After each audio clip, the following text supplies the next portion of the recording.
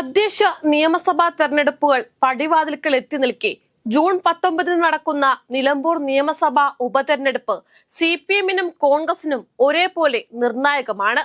UDF-ന്റെ സ്ഥാനാർത്ഥി ജയിച്ചില്ലെങ്കിൽ രാജിവെച്ചു ഉപതെരഞ്ഞെടുപ്പിന് വഴിയൊരുക്കിയ PV അൻവർ കേരള രാഷ്ട്രീയത്തിൽ അപ്രസക്തനാവും.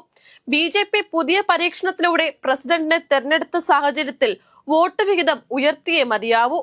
കോൺഗ്രസിന്റെ ഉറച്ച കോട്ടയാണെങ്കിലും കഴിഞ്ഞ 2 തവണയായി UDF-ൽ വിള്ളലുണ്ടാക്കി അൻവറിലൂടെ നിലമ്പൂരിൽ LDF കൊടി പാറിക്കുകയായിരുന്നു.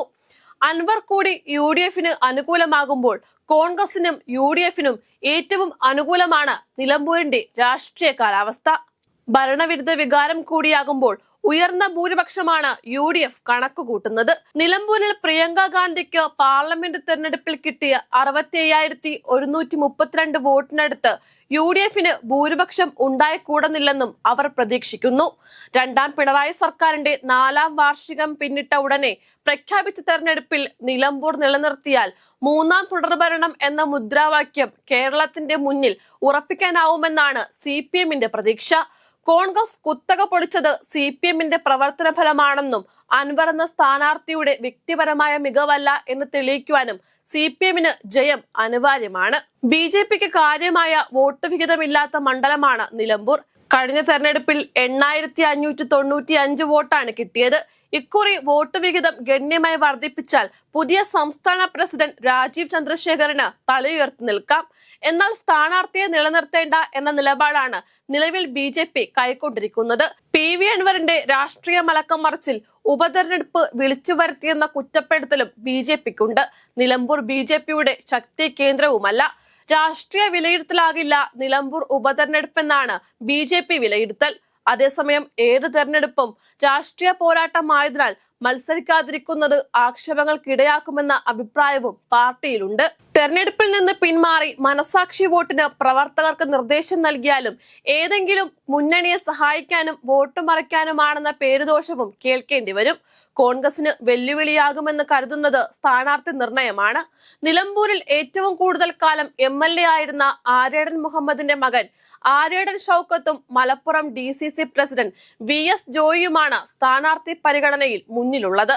ജോയിക്ക് വേണ്ടി അൻവർ പരസ്യമായി രംഗത്ത് വന്നിരുന്നു.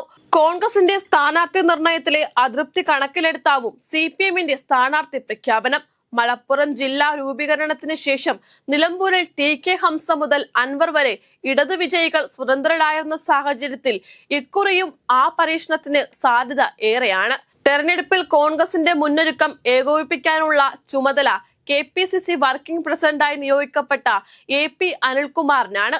CPM-ന്റെ പ്രവർത്തനങ്ങളുടെ ചുമതല സംസ്ഥാന സെക്രട്ടേറിയറ്റ് അംഗം M സ്വരാജിനാണ് നൽകിയിട്ടുള്ളത്. കാര്യങ്ങൾ ഇങ്ങനെയൊക്കെയാണെങ്കിലും UDF പാളയത്തിലെത്തിയെങ്കിലും ഔദ്യോഗികമായി മുന്നണിയിലെത്താത്തതിനാൽ സ്വന്തം ഇഷ്ടാനിഷ്ടങ്ങൾ പരസ്യമാക്കാൻ മടിക്കാത്ത അൻവർ UDF-നും വെല്ലുവിളി ഉയർത്താൻ സാധ്യതയുണ്ട്. എന്നാൽ അൻവറിനെ പിണക്കാനും തൽക്കാലം UDF-ന് കഴിയില്ല. സ്ഥാനാർത്ഥികൾ എത്തിയില്ലെങ്കിലും UDF LDF മുന്നണികൾ മണ്ഡലത്തിലെ ബാക്കി ഒരുക്കങ്ങൾ എല്ലാം തന്നെ പൂർത്തീകരിച്ചിരുന്നു. ഏറെക്കുറെ പ്രചാരണം പോലും ബൂത്ത് തലങ്ങളിൽ പോലും പാർട്ടികൾ ആരംഭിച്ചു കഴിഞ്ഞിരുന്നു. ആഴ്ചകൾക്ക് മുമ്പ് തന്നെ UDF-ന്റെയും LDF-ന്റെയും സംസ്ഥാന നേതൃത്വങ്ങൾ കൂടിയാലോചനകൾ നടത്തുകയും വിവിധ പ്രചാരണ പരിപാടികൾക്ക് ആസൂത്രണം നൽകുകയും ചെയ്തിരുന്നു. അതിന്റെ തുടർച്ചയായി വോട്ട് ചേർക്കലും മറ്റ് പ്രവർത്തികളും നടത്തിവരികയുമായിരുന്നു. UDF-ന് പലതരത്തിലുള്ള സാധ്യതകൾ കൽപ്പിക്കപ്പെടുമ്പോഴും ഉറപ്പായും UDF-നൊപ്പം നിൽക്കുമെന്ന് പറയുവാൻ കഴിയുന്ന മണ്ഡലമൊന്നുമല്ല നിലമ്പൂർ. UDF-ന് ഇപ്പോഴും ചില വെല്ലുവിളികൾ അവിടെ നിലനിൽക്കുന്നുണ്ട്. എന്നാൽ ഇടതിനും കടമ്പകൾ ഏറെയുള്ള മണ്ഡലമാണ് നിലമ്പൂർ. വരുന്ന ദിവസങ്ങളിൽ ഉരുത്തിരിയുന്ന രാഷ്ട്രീയ സാഹചര്യങ്ങൾ തന്നെയാകും നിലമ്പൂരിലെ അന്തിമ വിജയിയെ പ്രഖ്യാപിക്കുക.